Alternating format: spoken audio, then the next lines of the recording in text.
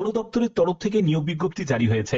Water ডিপার্টমেন্টের তরফ থেকে নতুন নিয়োগ বিজ্ঞপ্তি জারি হয়েছে, যেখানে ভারতীয় নাগরিক প্রত্যেকে আবেদন করতে পারবে।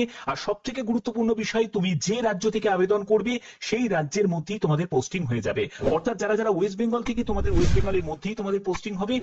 বিভিন্ন যেসব ওয়াটার পাওয়ার প্রজেক্ট আছে সেখানেই তোমাদের এই নিয়োগটি করা হচ্ছে।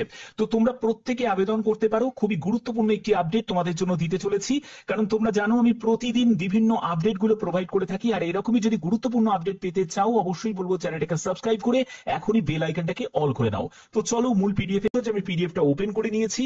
11ই জুলাই থেকে তোমাদের আবেদন শুরু। একদম লেটেস্ট আপডেট শুধুমাত্র তোমাদের কাছে তুলে ধরছি। তো দেখতে পাচ্ছ যে আবেদনের শেষ তারিখ হচ্ছে 11ই আগস্ট 2025। তোমরা প্রত্যেকে আবেদন করতে পারো। এখানে আবেদন মাধ্যম হচ্ছে অনলাইনে তোমাদের আবেদন করতে হবে। মেল ফিমেল বোথ ক্যান্ডিডেটই আবেদন করতে পারো, যে কোনো রাজ্য থেকে তোমরা আবেদন করতে পারো। ঠিক আছে। তো দেখো, এখানে তোমাদের আদার টার্ম অ্যান্ড কন্ডিশনে কিছু ইম্পর্টেন্ট ব্যাপার উল্লেখ করা আছে। এখানে তোমাদের বলা হচ্ছে যে ভারতীয় নাগরিক প্রত্যেকে আবেদন করতে পারো, মানে যে কোনো রাজ্য থেকে, যে কোনো জেলা থেকে আবেদন করতে পারো, এবং তোমার বয়স ন্যূনতম 18 বছর হতেই হবে। ম্যাক্সিমাম বয়স বিভিন্ন পোস্টের জন্য বিভিন্ন। এখানে একটি পোস্ট নয়, একাধিক পোস্টে নিয়োগ করা হচ্ছে। ইনকমপ্লিট অ্যাপ্লিকেশন যদি থাকে, সেই অ্যাপ্লিকেশন তোমাদের কি করা হবে, রিজেক্ট করে দেওয়া হবে, যে কোনো স্টেজে গিয়ে রিজেক্ট করে দেওয়া হবে। এবং তোমাদের আর একটা ব্যাপার ক্লিয়ার করে দিয়েছে যে apply for only one region, state, trade. তো দেখো, তোমাদের এখানে বিভিন্ন রিজিয়ন ভাগ করা আছে। যেমন হচ্ছে তোমাদের বিভিন্ন স্টেট দেয়া আছে, যেমন ওয়েস্ট বেঙ্গল একটা স্টেট আছে, অন্যান্য যেসব বিভিন্ন স্টেট আছে, ঠিক আছে, সিকিম আছে, তারপর অরুণাচল প্রদেশ আছে, বিভিন্ন স্টেট আছে।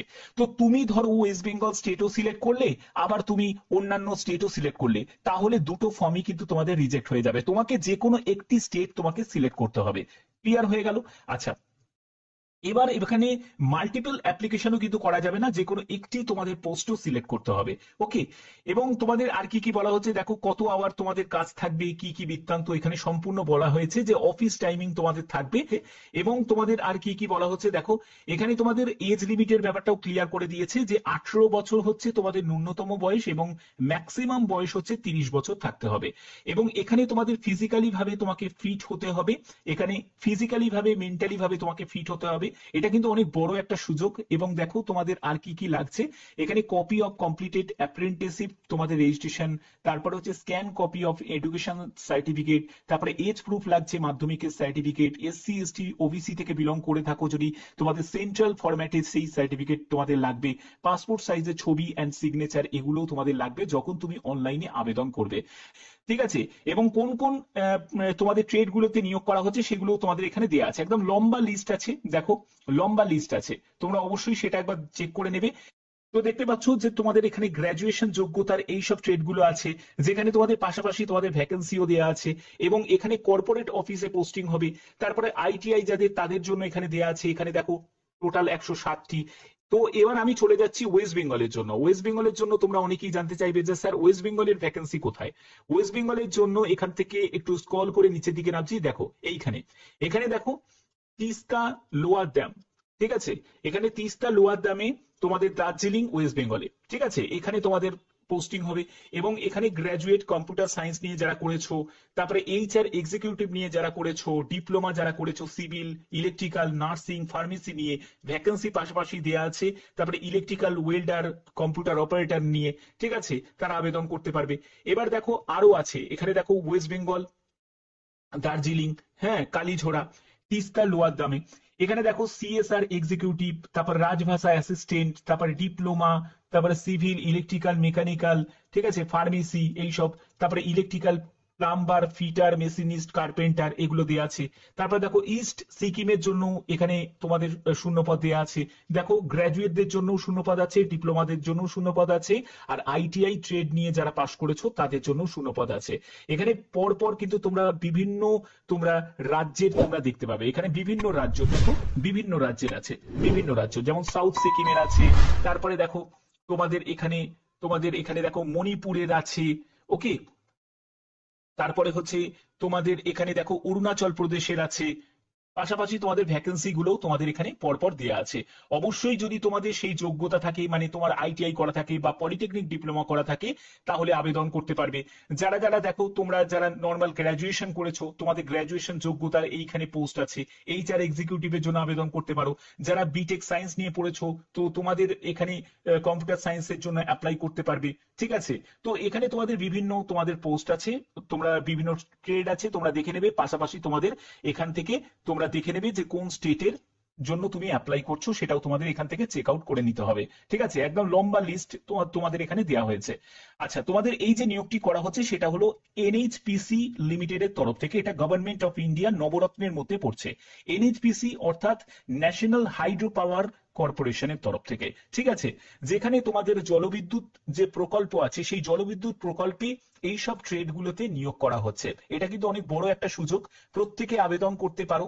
এবং তোমাদের এখানে যোগ্যতা সম্পূর্ণ এখানে ডিটেলসটা আমি তোমাদের অলরেডি ক্লিয়ার করেই দিয়েছি। ঠিক আছে, এবং তোমরা ট্রেড গুলো দেখেও তোমরা বুঝতে পারছো, এবং যোগ্যতার ব্যাপারটা এখানে ক্লিয়ার করাও আছে।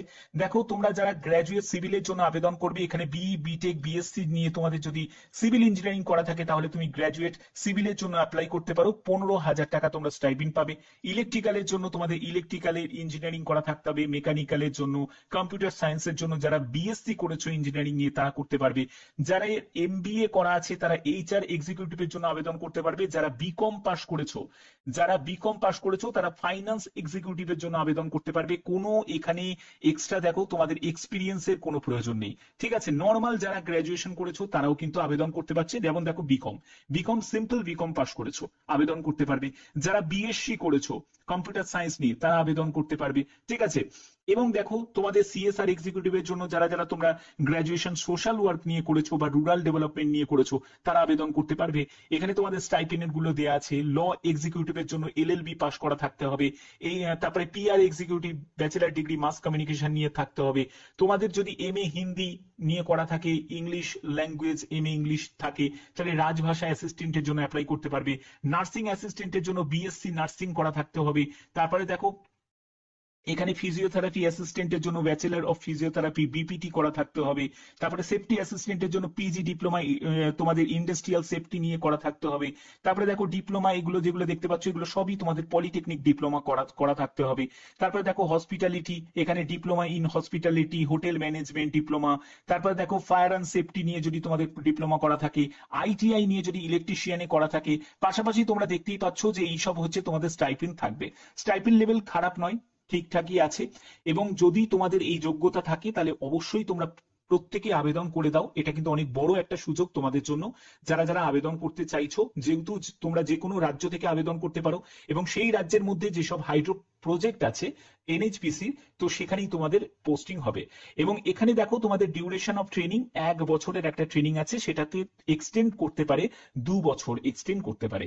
এবং দেখো, এই অ্যাপ্রেন্টিসশিপ করার পরে অবশ্যই তোমাদের একটা কাজের নিশ্চয়ই একটা সুযোগ সুবিধা তৈরি হয়ে যাবে।